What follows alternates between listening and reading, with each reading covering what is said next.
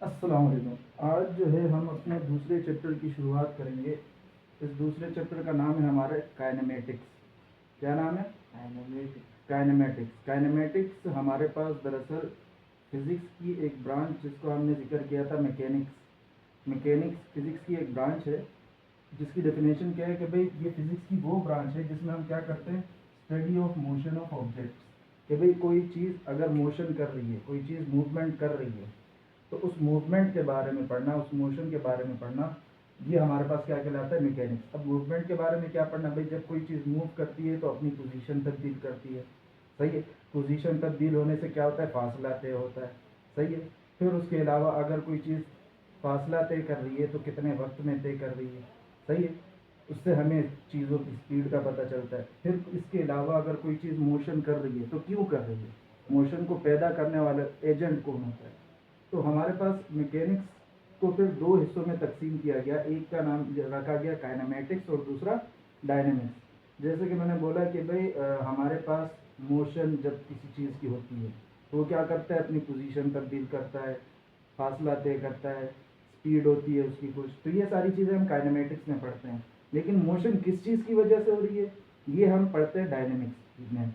जैसे अगर कोई बॉडी को मोशन में लाना है तो लाजमी सी बात है उसको उसके ऊपर फोर्स लगानी पड़ेगी। जब तक किसी बॉडी के ऊपर हम फोर्स नहीं लगाते, क्या वो मोशन में आ सकती है? नहीं आ सकती, सही है। तो अब मोशन की वजह यानी कॉज ऑफ मोशन वो क्या है, फोर्स है। मोशन की वजह क्या है, फोर्स। कॉज ऑफ मोशन क्या है, हमारे पास फोर्स है। तो कॉज ऑफ मोशन को हटा के, कॉज ऑफ मोशन को हटा के बाकी मोशन की जितनी भी चीज़ें हम पढ़ते हैं वो हम किस में पढ़ते हैं, काइनेमेटिक्स में पढ़ते हैं। लेकिन जो कॉज ऑफ मोशन है, जिसकी वजह से मोशन पैदा होती है, उसको हम किस में पढ़ते हैं, डायनेमिक्स में, सही। मोशन की जितनी भी कैरेक्टरिस्टिक्स है, खसूसियात है, वो हम सारी काइनेमेटिक्स में पढ़ेंगे, और मोशन के कॉज को हम किस में पढ़ेंगे, डायनेमिक्स में पढ़ेंगे, सही है। अच्छा, यहाँ पर डेफिनेशन भी ये लिखी गई है कि भाई kinematics is the branch of mechanics which deals with motion of objects with reference of sorry without reference of force, यानी रेफरेंस ऑफ फोर्स को हटा के, जो कि मोशन को कॉज कराता है, उसके अलावा जितनी भी मोशन की स्टडी है उसको हम क्या कहते हैं, काइनेमेटिक्स कहते हैं। अच्छा, उसके बाद एक चीज़, दो टर्म्स आ जाते हैं हमारे पास। एक होता है रेस्ट और एक होता है मोशन। ये दरअसल हमारे पास किसी भी बॉडी की दो स्टेट्स होती हैं। किसी भी बॉडी की दो क्या होती है, स्टेट्स होती है। स्टेट किसको कहते हैं, हालत को कहते हैं, सही है। अब बॉडी की स्टेट या तो रेस्ट में हो सकती है या मोशन में हो सकती है।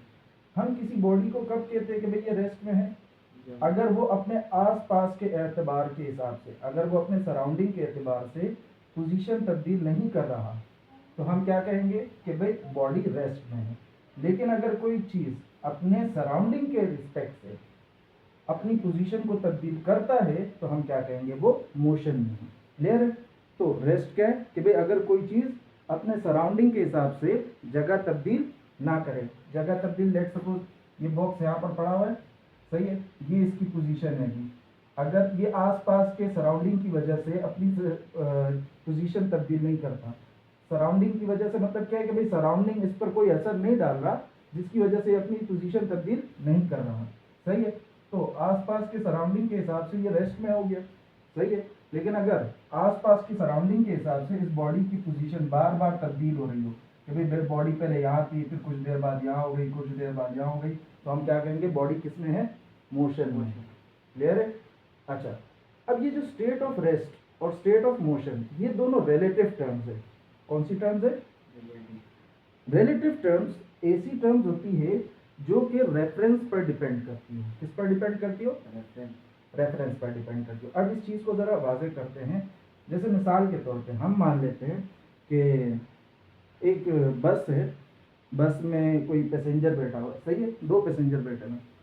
अब पहले पैसेंजर के लिए, या फिर एक मान लो कि भाई एक बस है, उसमें एक पैसेंजर है, सही है, ए पैसेंजर है और ये बी उसका ड्राइवर है, सही है। तो अगर मैं पूछूं ए से, यानी पैसेंजर से पूछूं कि भाई ड्राइवर रेस्ट में है कि मोशन में है, बस के अंदर बैठे हुए हम, और पैसेंजर से मैं पूछ रहा हूँ कि भाई ड्राइवर जो गाड़ी चला रहा है वो रेस्ट में है कि मोशन में, तो वो क्या कहेगा, मोशन में। कैसे, ड्राइवर के हिसाब से तो पैसेंजर के हिसाब से ड्राइवर तो ड्राइवर की सीट पर ही बैठा हुआ है, पैसेंजर जो कि गाड़ी के अंदर है, पैसेंजर जो कि गाड़ी के अंदर है, सही है, बस के अंदर है। मैं बैठा हूँ बस में, सही है, साथ में मेरे तुम बैठे हो। अब मैं आपसे बोलूँ कि भाई मैं मोशन में हूँ क्या रेस्ट में हूँ? रेस्ट में, सही है। लेकिन बस से बाहर जो बंदा खड़ा होगा वो हमें क्या बोलेगा, ये किस में है? मोशन में, क्योंकि उसके हिसाब से हम अपनी जगह बार बार तब्दील कर रहे हैं। जगह बार बार तब्दील क्यों कर रहे हैं? क्योंकि अभी हम बस का हिस्सा बन चुके हैं। बस के अंदर हम जगह तब्दील नहीं कर रहे, लेकिन बस के बाहर वालों के हिसाब से हमारी जगह बार बार क्या हो रही है? तब्दील हो रही है। तो ये चीज़ होती है कि भाई रेफरेंस पॉइंट चेंज करने से हमारे पास रेस्ट और मोशन की टर्म चेंज हो जाती है। तो इस तरह की टर्म्स जो कि रेफरेंस पर डिपेंड करती हो, ऐसी टर्म्स को क्या कहते हैं? Relative terms. क्या कहते हैं? और state of rest and state of motion क्या है? रिलेटिव टर्म्स है। जैसे मिसाल के तौर पे हम यहाँ पर अभी बैठे हैं, तो हम रेस्ट में एक दूसरे के हिसाब से। मान लो कोई चांद पे बैठा हुआ बंदा हमें देख रहा हो, वो क्या बोलेगा? ये रेस्ट में? नहीं, जमीन तो बार बार घूम रही है, अपनी जगह तब्दील कर रही है, तो उसके लिए हम किसमें हो गए? मोशन में होंगे। क्लियर है? अच्छा, फिर उसके बाद आ जाते हैं हम टाइप्स ऑफ मोशन पर। हमारे पास 3 किस्म की मोशन की टाइप्स होती है। सबसे पहली आती है ट्रांसलेटरी मोशन, दूसरी है रोटेटरी मोशन, और तीसरी है vibratory motion. Number 1 is translatory, number 2 is rotatory, number 3 is vibratory motion. Clear है? अच्छा, ट्रांसलेटरी मोशन कौन सी मोशन होती है कि भाई जब बॉडी के ऊपर मौजूद सारे पॉइंट्स, लेट सपोज ये एक बॉडी है, सही है, इसके ऊपर मैंने ये मल्टीपल पॉइंट्स कंसीडर कर लिए। अगर ये बॉडी मूव करे और मूव करते वक्त ये सारे के सारे पॉइंट इक्वल डिस्टेंस कवर करें, तो हम कहेंगे कि भाई ये मोशन ट्रांसलेटरी मोशन है। अब इक्वल डिस्टेंस कवर करने का क्या मतलब है? ये जरा डायग्राम में थोड़ी बड़ी कर देता हूँ फिर और अच्छे से समझ आएगा। लेट सपोज ये एक लंबी सी रॉड है, सही है, इस रॉड पर ये बहुत सारे पॉइंट्स हैं। अगर इस रॉड को मैं यहां से मूव कराकर यहां पर ले आऊं, तो आपका क्या कहना है कि भाई सारे के सारे पॉइंट्स ने एक ही जितना फासला तय किया कि नहीं किया? सही है। लेकिन अगर हम ऐसा करें कि भाई इस रोड को दूसरी तरह से भी तो मूव करा सकते हो, इसको इस तरह से अगर मैं मूव करा दूं तो ये रोड यहाँ आ जाएगा इस तरह से। उस सूरत में क्या सारे पॉइंट्स ने सेम फासला तय किया? नहीं तय किया। इस पॉइंट में जो लास्ट में था उसने सबसे ज्यादा तय किया, फिर उससे जो पीछे वाला था उससे कम, उससे और कम, और ये वाला पॉइंट तो हिला भी नहीं अपनी जगह से। क्लियर है? तो यही होता है ट्रांसलेटरी मोशन के भाई जब बॉडी के ऊपर मौजूद सारे पॉइंट्स यूनिफॉर्मली मूव करें, यूनिफॉर्मली यानी एक साथ मूव करें, यूनिफॉर्मली यानी एक साथ मूव करें स्ट्रेट लाइन में। किसमें? तो ऐसे मोशन को हम क्या कहते हैं? ट्रांसलेटरी मोशन, यानी एक हिसाब से बॉडी का पूरा मूव करना है एक हिसाब से। क्लियर है? अच्छा, अब ये ट्रांसलेटरी मोशन हमारे पास मजीद 3 टाइप्स की होती है। एक होता है लीनियर मोशन, एक होता है सर्कुलर मोशन, एक होता है random motion. Linear motion, circular motion और रैंडम मोशन ये दरअसल आपके मोशन की डायरेक्शन पर डिपेंड करता है। अगर आपके चलने का रास्ता बिल्कुल स्ट्रेट पाथ है, क्या है? जैसे ट्रेन की पटरी मान लो, ट्रेन की पटरी बिल्कुल एक स्ट्रेट पाथ है, सही है, तो उस पर ट्रेन पूरी की पूरी जा रही होती है, सारे ट्रेन के डिब्बे एक ही जितना फासला तय करते हैं। ऐसा तो नहीं कि भाई पहले वाले ने 10 मीटर कवर किया तो पीछे वाले ने 5 किया, नहीं, पहला वाला 10 मीटर आगे जाएगा तो दूसरा भी 10 मीटर, तीसरा भी 10 मीटर। तो ट्रेन की मिसाल सबसे अच्छी मिसाल है इसकी। अब ट्रेन अगर सीधे सीधे फासले में जा रही है तो वो कौन सा ट्रांसलेटरी मोशन कर रही है? लीनियर मोशन, यानी उसका पाथ जो है बिल्कुल क्या? स्ट्रेट। लीनियर का मतलब ही क्या होता है? Line, straight line. क्लियर है? लेकिन अगर मान लो ये ट्रैक में सर्कल बना दूं, जैसे अक्सर पार्क वगैरह में होता है, पार्क में देखे होंगे आपने कि वो जो बच्चों के ट्रेन होते हैं उसमें ऐसे सर्कुलर ट्रैक बने होते हैं कि नहीं होते, जिस पर रेल पूरी इस तरह से घूम जाती है। अब अगर ट्रैक मेरा सर्कुलर हो जाए, यानी मेरा रास्ता कैसा हो गया? गोल। लेकिन कर तो अभी भी मैं ट्रांसलेटरी मोशन कर रहा हूँ, रेल पूरी की पूरी मूव कर रही है ना, ऐसा तो नहीं है कि पीछे के डब्बे पीछे रह जा रहे हैं या कोई डब्बा रुक गया। तो बस क्या हो गया, मेरा जो रास्ता है वो क्या हो गया? गोल हो गया। तो इस तरह का ट्रांसलेटरी मोशन क्या कहलाता है? Circular motion. उसके अलावा रैंडम मोशन, रैंडम मोशन में ये होता है कि भाई आपके मोशन की एक खास डायरेक्शन नहीं होती, बेतरतीब इर्रेगुलर मोशन। अब जैसे इसकी सबसे आसान मिसाल जो मक्खियाँ होती हैं, मक्खियाँ कैसे उड़ती है? कभी इधर टक टक टक टक टक टक, यानी कोई स्पेसिफिक पाथ फॉलो करती है? कोई खास रास्ता फॉलो करती है? नहीं। तो इसी तरह से बार बार अपनी मोशन की डायरेक्शन को चेंज करना, ये क्या कहलाता है, इर्रेगुलर मोशन। जैसे परिंदे जो होते हैं कभी इधर चले जाएंगे, कभी उधर चले जाएंगे, कभी आगे चले कभी पीछे, सही है? तो अपनी डायरेक्शन बार बार तब्दील करते रहते हैं। अच्छा, तो ये था हमारे पास ट्रांसलेटरी मोशन। उसके बाद आ जाता है रोटेटरी मोशन और वाइब्रेटरी मोशन। रोटेटरी मोशन समझने से पहले हम एक चीज समझ लेते हैं, एक्सिस ऑफ रोटेशन। अब एक्सिस ऑफ रोटेशन क्या होता है, अगर कोई चीज गोल गोल घूम रही है, अगर कोई चीज लाजमी सी बात है वो किसी चीज के गिर्द गोल गोल घूमेगी कि नहीं घूमेगी। अगर कोई भी चीज गोल घूम रही है तो किसी ना किसी सेंटर, यानी उसका कुछ ना कुछ सेंटर होगा कि नहीं होगा उस सर्कल का। वो सेंटर क्या कहलाता है, उसका एक्सिस ऑफ रोटेशन। क्या कहलाता है? तो जब कोई चीज किसी पॉइंट के गिर्द, कोई किसी भी पॉइंट के गिर्द अगर कोई चीज सर्कुलर मोशन यानी गोल गोल घूम रही है, तो वो पॉइंट क्या कहलाएगा, एक्सिस ऑफ रोटेशन। अब दो तरह का घूमना होता है। कितने तरह का? दो तरह का। एक तरीके में ये होता है कि भाई एक्सिस ऑफ रोटेशन बॉडी से बाहर होता है, और दूसरी तरह का घूमना ऐसा होता है जिसमें एक्सिस ऑफ रोटेशन बॉडी के अंदर होता है। सही है?